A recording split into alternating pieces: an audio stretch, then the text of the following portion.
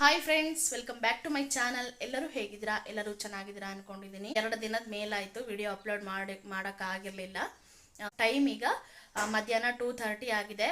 ಬೆಳಗ್ಗಿಂದ ನಾನೇನು ಬ್ಲಾಗ್ನ ಶುರು ಮಾಡಲಿಲ್ಲ. ಮಧ್ಯಾಹ್ನದಿಂದ ನಾನು ಬ್ಲಾಗ್ನ ಶುರು ಮಾಡಿದ್ದೀನಿ. ಮಧ್ಯಾಹ್ನದ್ದು ಊಟ ಎಲ್ಲ ಆಯಿತು. ಮನೆ ಕೆಲಸ ಎಲ್ಲನೂ ಮುಗಿಸ್ಕೊಂಡು ಊಟ ಎಲ್ಲ ಮುಗಿಸ್ಕೊಂಡು ನಾನು ಬ್ಲಾಗ್ನ ಶುರು ಮಾಡಿದ್ದೀನಿ. ಇನ್ನೇನು 4 ಗಂಟೆ ಹೋಗ್ಬಿಡತ್ತೆ. ಅಷ್ಟೊತ್ತಿಗೆ ನನ್ನ ಮಗನೂ ಬರ್ತಾನೆ, ಸ್ಕೂಲಿಂದ ಬರ್ತಾನೆ. ಹಾಗಾಗಿ ನನ್ನ ಮಗನಿಗೋಸ್ಕರ ಏನಾದರೂ ಸ್ನ್ಯಾಕ್ಸ್ ಮಾಡೋಣ ಅಂತ ಅನ್ಕೊಂಡಿದ್ದೀನಿ. ಬೆಳಗ್ಗೆ ತಿಂಡಿಗಂತ ಉಪ್ಪಿಟ್ಟು ಮಾಡಿದ್ದೆ. ಉಪ್ಪಿಟ್ಟು ನಮ್ಮ ಮನೇಲಿ ಪಾಪು ಬಿಟ್ಟರೆ ನಮಗೆ ಯಾರಿಗೂ ಇಷ್ಟ ಆಗಲ್ಲ ಉಪ್ಪಿಟ್ಟು. ಸೊ ಹಾಗಾಗಿ ಪಾಪು ಒಬ್ಬನೇ ತಿಂತಾನೆ, ಅವನಿಗೆ ಇಷ್ಟ ಉಪ್ಪಿಟ್ಟು. ನಾನು ಸ್ವಲ್ಪನೇ ತಿನ್ಕೊಂಡಿದ್ದು ಉಪ್ಪಿಟ್ಟು, ಇನ್ನು ಸ್ವಲ್ಪ ಉಪ್ಪಿಟ್ಟು ಮಿಕ್ಕಿದೆ. ಇನ್ನು ಮಿಕ್ಕಿರೋ ಉಪ್ಪಿಟ್ಟಲ್ಲಿ ಏನಾದರೂ ಸ್ನ್ಯಾಕ್ಸ್ ಮಾಡೋಣ ಅಂತ ಅನ್ಕೊಂಡಿದ್ದೀನಿ ನನ್ನ ಮಗನಿಗೋಸ್ಕರ. ಸಂಜೆ ಬರ್ತಾನೆ ಸ್ಕೂಲಿಂದ, ಅವನಿಗೋಸ್ಕರ ಏನಾದರೂ ಸ್ನ್ಯಾಕ್ಸ್ ಮಾಡಬೇಕು. ಏನು ಸ್ನ್ಯಾಕ್ಸ್ ಮಾಡ್ತೀನಿ ಅನ್ನೋದನ್ನು ನಾನು ನಿಮ್ಮ ಜೊತೆ ಶೇರ್ ಮಾಡ್ಕೊಳ್ತೀನಿ. ಓಕೆ ಫ್ರೆಂಡ್ಸ್, ಇದು ಬೆಳಗ್ಗೆ ಉಪ್ಪಿಟ್ಟು ಮಾಡಿ ಮಿಕ್ಕಿರೋ ಉಪ್ಪಿಟ್ಟು. ಇದನ್ನು ನಾನು ಉದುರು ಏನು ಮಾಡಿರಲಿಲ್ಲ, ಸ್ವಲ್ಪ ನೀರು ಜಾಸ್ತಿ ಹಾಕಿನೇ ಉಪ್ಪಿಟ್ಟನ್ನು ಮಾಡಿದ್ದೆ. ಅದು ಉಪ್ಪಿಟ್ಟು ಹಾಗೆ ಉಳಿದಿತ್ತು. ಅದಕ್ಕೆ ಒಂದು 2-3 ಸ್ಪೂನ್ ಆಗುವಷ್ಟು ಕಡಲೆ ಹಿಟ್ಟನ್ನು ಹಾಕ್ಕೊಂಡು ಚೆನ್ನಾಗಿ ಕಲಿಸ್ಕೊಳ್ಬೇಕು. ಇದು ಸ್ವಲ್ಪ ತೆಳ್ಳಗೆ ಆಗಿದ್ದರಿಂದ ಕಡಲೆ ಹಿಟ್ಟು ನನಗೆ ಸ್ವಲ್ಪ ಜಾಸ್ತಿನೇ ಬೇಕು. ಹಾಗಾಗಿ 3-4 ಚಮಚ ಆಗುವಷ್ಟು ಕಡಲೆ ಹಿಟ್ಟನ್ನು ಹಾಕಿ ಚೆನ್ನಾಗಿ ಮಿಕ್ಸ್ ಮಾಡ್ಕೋಬೇಕು. ನಾವು ಪಕೋಡ ಮತ್ತು ಬೋಂಡಾ ಬಜ್ಜಿಗೆಲ್ಲ ಹೇಗೆ ಇದು ಮಾಡ್ತೀವೋ ಆ ರೀತಿಯಾಗಿ ಚೆನ್ನಾಗಿ ಹಿಟ್ಟನ್ನು ಕಲಿಸ್ಕೊಳ್ಬೇಕು. ಈ ರೀತಿಯಾಗಿ ಹಿಟ್ಟನ್ನು ನಾನು ಕಲಸಿಟ್ಕೊಂಡಿದ್ದೀನಿ.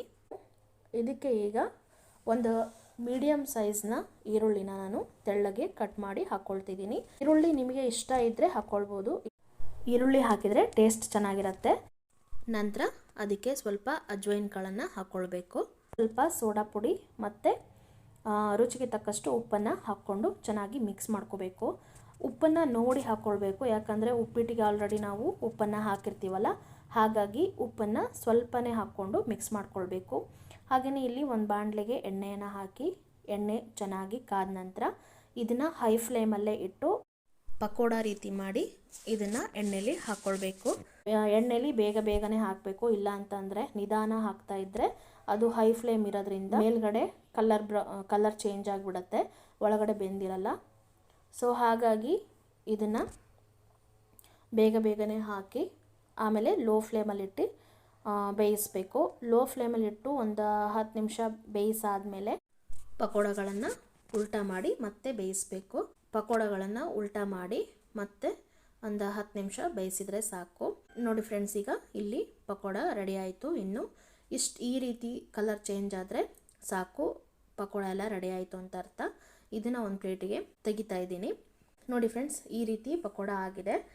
ಪಕೋಡಗಳನ್ನು ತೆಗೆದಾದ್ಮೇಲೆ ಮತ್ತೆ ಎಣ್ಣೆನ ಹೈ ಫ್ಲೇಮಲ್ಲಿಟ್ಟು ಬಿಸಿನ ಮಾಡಿಕೊಂಡು ಮತ್ತೆ 2ನೇ ಸರ್ತಿ ನಾನು ಪಕೋಡಗಳನ್ನು ಹಾಕ್ಕೊಳ್ತಾ ಇದ್ದೀನಿ. ಇದೇ ರೀತಿಯಾಗಿ ನಾನು ಎಲ್ಲ ಪಕೋಡಗಳನ್ನು ರೆಡಿ ಮಾಡಿ ಇಟ್ಕೊಳ್ತೀನಿ ಫ್ರೆಂಡ್ಸ್.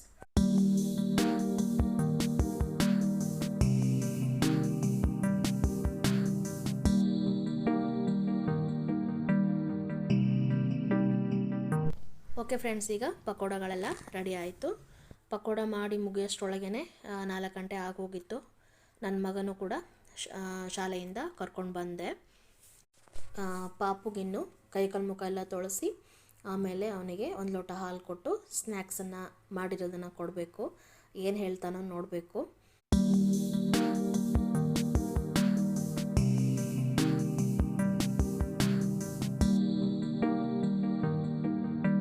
ಅವನಿಗೀಗ ಕೈಕಾಲು ಮುಖ ತೊಳೆಸ್ಕೊಂಡು ಬರ್ತೀನಿ.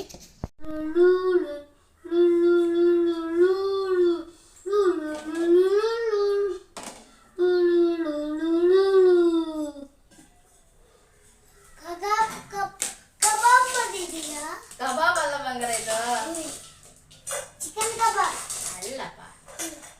ತಿನ್ ನೋಡ. ಕ್ರ್ಯಾಬು ಅಲ್ಲ, ಚಿಕನ್ ಅಲ್ಲ. ತಿನ್ ನೋಡ.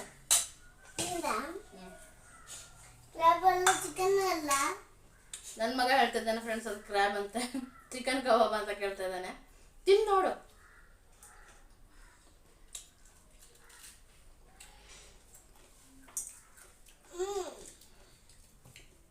ಸೂಪರಾ? ಚೆನ್ನಾಗಿದ್ಯಾ? ಸೂಪರ್ ಆಗಿದೆಯಾ? ಹಾಲು ಬಿಸಿ ಮಾಡ್ಕೊಡ್ತೀನಿ. ಪಕೋಡ, ಉಪ್ಪಿಟ್ಟು ಪಕೋಡ.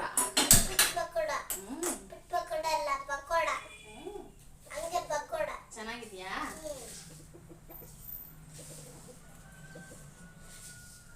ಸ್ವಲ್ಪ ಹಾಲು ಕೊಡ್ತೀನಿ. ಹಾಲು ಕುಡ್ಕೊಂಡು ತಿನ್ನು. ಹಾಲು ಕುಡಿದು ತಿನ್ನು.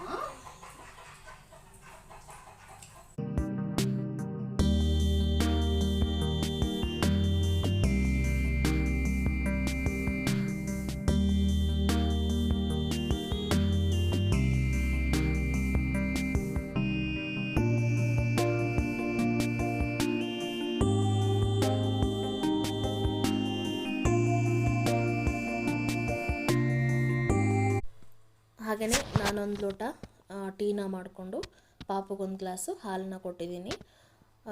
ಪಾಪುನೂ ಚೆನ್ನಾಗಿದೆ ಅಂತ ಹೇಳಿ ತಿಂತಾ ಇದ್ದ. ಪಕೋಡ ಕೂಡ ತುಂಬಾ ಚೆನ್ನಾಗಿತ್ತು ಫ್ರೆಂಡ್ಸ್. ತುಂಬಾ ಕ್ರಿಸ್ಪಿಯಾಗಿ ಬಂದಿತ್ತು. ಸ್ವಲ್ಪ ಅಕ್ಕಿ ಹಿಟ್ಟು ಕೂಡ ಬೇಕಾದರೂ 1 ಸ್ಪೂನ್ ಹಾಕ್ಕೊಳ್ಬೋದು. ನಾನು ಹಾಕ್ಕೊಂಡಿಲ್ಲ.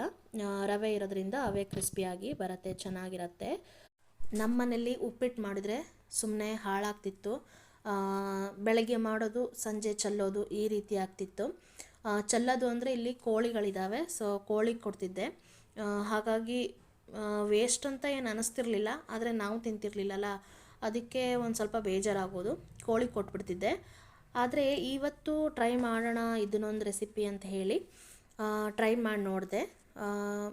ಚೆನ್ನಾಗೇ ಬಂದಿತ್ತು, ತುಂಬಾ ಚೆನ್ನಾಗಿತ್ತು. ಸ್ನ್ಯಾಕ್ಸ್ ಥರ ಟೀ ಜೊತೆಗೆ ತಿನ್ನೋಕ್ಕೆ ಚೆನ್ನಾಗಿತ್ತು. ಉಪ್ಪಿಟ್ಟಿಂದ ಮಾಡಿದ್ದು ಅಂತ ಗೊತ್ತಾಗೋದೇ ಇಲ್ಲ ಫ್ರೆಂಡ್ಸ್. ನಾವು ಹೇಳಿದರೆ ಮಾತ್ರ ಗೊತ್ತಾಗೋದು ಇದು ಉಪ್ಪಿಟ್ಟಿಂದ ಮಾಡಿದ್ದು ಅಂತ ಹೇಳಿ. ಸಂಜೆ ನಮ್ಮ ಮನೆಯವರು ಕೂಡ ಬಂದರು.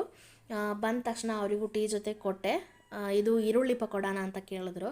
ಆವಾಗ ನಾನು ಹೇಳಿದೆ ಅದು ಈರುಳ್ಳಿ ಪಕೋಡ ಅಲ್ಲ, ಉಪ್ಪಿಟ್ಟಿಂದ ಮಾಡಿದ್ದು ಅಂಥೇಳಿ. ಅವ್ರು ಹೇಳಿದರು ಉಪ್ಪಿಟ್ಟಿಂದ ಮಾಡಿದ್ದು ಅಂತ ಗೊತ್ತಾಗೋದೇ ಇಲ್ಲ ಅಂಥೇಳಿ. ಉಪ್ಪಿಟ್ಟು ತಿನ್ನದೇ ಇರೋರು ಕೂಡ ಇದನ್ನು ತಿಂತಾರೆ. ನಾನು ಉಪ್ಪಿಟ್ಟು ತಿನ್ನಲ್ಲ, ಇದನ್ನು ಮಾತ್ರ ಅರ್ಧಕ್ಕರ್ಧ ನಾನೇ ಖಾಲಿ ಮಾಡಿರೋದು. ತುಂಬಾ ಚೆನ್ನಾಗಿತ್ತು ಫ್ರೆಂಡ್ಸ್, ಕ್ರಿಸ್ಪಿಯಾಗಿ ಬಂದಿತ್ತು, ಟೇಸ್ಟಿಯಾಗಿತ್ತು, ತುಂಬಾ ಚೆನ್ನಾಗಿತ್ತು. ಈ ರೆಸಿಪಿ ನಿಮಗೇನಾದರೂ ಇಷ್ಟ ಆದರೆ ನೀವು ಒಂದ್ಸಲ ಟ್ರೈ ಮಾಡಿ ನೋಡಿ ಫ್ರೆಂಡ್ಸ್, ಚೆನ್ನಾಗಿರುತ್ತೆ. ಉಪ್ಪಿಟ್ಟು ಕೂಡ ವೇಸ್ಟ್ ಆಗಲ್ಲ. ಟೀ ಎಲ್ಲ ಕುಡ್ದಾದ್ಮೇಲೆ ಪಾಪುಗೆ ಸ್ನಾನ ಮಾಡಿಸ್ಬೇಕು. ಸ್ವಲ್ಪ ತೆಂಗಿನ ಎಣ್ಣೆನ ಬಿಸಿ ಮಾಡಿ ಪಾಪು ತಲೆಗೆ ಮಾತ್ರ ಹಚ್ಚಿ ಸ್ನಾನ ಮಾಡಿಸ್ತೀನಿ. ಮೈಗೆಲ್ಲ ಎಣ್ಣೆ ಹಚ್ಚಿ ಸ್ನಾನ ಮಾಡಿಸಲ್ಲ. ಇವತ್ತು ಲೇಟ್ ಆಗೋಯ್ತು, ಸಂಜೆ ಕೂಡ ಚಳಿ ಇದೆ ಈಗ, ಹಾಗಾಗಿ ಮೈಗೆಲ್ಲ ಎಣ್ಣೆ ಹಚ್ತಾ ಇಲ್ಲ. ತಲೆಗೆ ಮಾತ್ರ ಎಣ್ಣೆ ಹಚ್ಚಿ ಸ್ನಾನ ಮಾಡಿಸ್ತೀನಿ.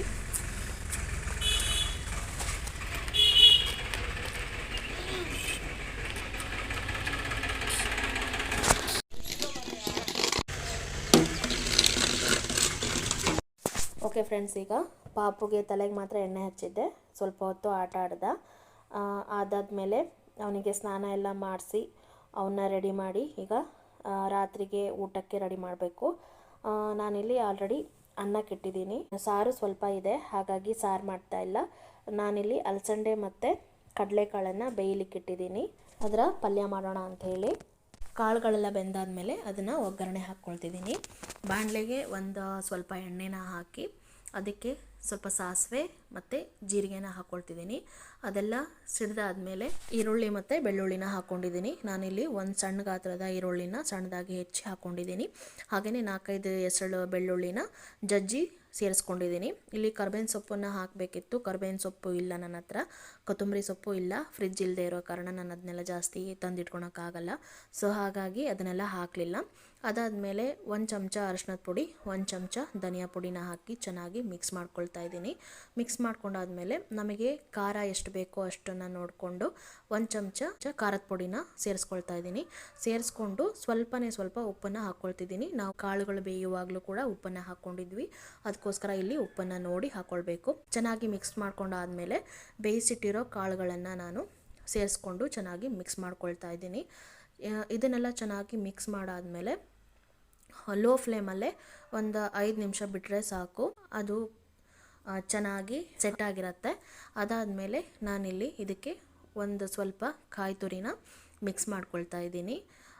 ಕಾಯಿ ತುರಿನ ನಾನು ಎಲ್ಲ ಪಲ್ಯಕ್ಕೂ ಲಾಸ್ಟಲ್ಲಿ ಕಾಯಿ ತುರಿನ ಸೇರಿಸ್ಕೊಳ್ತೀನಿ. ನಂಗೆ ಅದು ತುಂಬಾ ಇಷ್ಟ ಆಗುತ್ತೆ. ಕಾಯಿ ತುರಿ ಸೇರಿಸ್ಕೊಂಡು ಪಲ್ಯ ಮಾಡಿದರೆ ಒಳ್ಳೆ ಟೇಸ್ಟ್ ಕೂಡ ಇರುತ್ತೆ ಪಲ್ಯಗಳಿಗೆ. ಅದಕ್ಕೋಸ್ಕರ ನಾನಿಲ್ಲಿ ಲಾಸ್ಟಲ್ಲಿ ಕಾಯಿ ತುರಿನ ಸೇರಿಸ್ಕೊಂಡು ಒಂದೆರಡು ಸೆಕೆಂಡು ಲೋ ಫ್ಲೇಮಲ್ಲಿಟ್ಟು ಬೇಯಿಸಿದರೆ ಪಲ್ಯ ರೆಡಿ ಆಯಿತು. ಹಾಗೆಯೇ ರಾತ್ರಿ ಊಟ ಎಲ್ಲ ಮುಗೀತು. ಅದಾದಮೇಲೆ ಹಾಲನ್ನು ಸ್ವಲ್ಪ ಬಿಸಿ ಮಾಡಬೇಕಿತ್ತು. ಫ್ರಿಜ್ ಇಲ್ಲದೆ ಇರೋ ಕಾರಣ ಹಾಲು ಬೇಗ ಹಾಳಾಗ್ಬಿಡತ್ತೆ.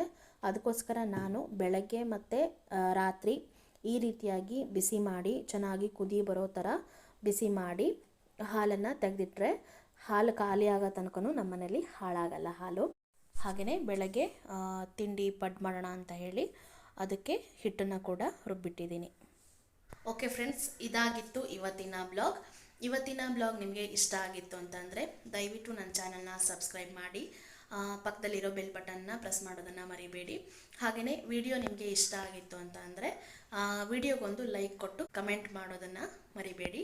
Thank you for watching. Next ವಿಡಿಯೋದಲ್ಲಿ ಸಿಗೋಣ. ಅಲ್ಲಿ ತನಕ ಟೇಕ್ ಕೇರ್, ಬಾಯ್.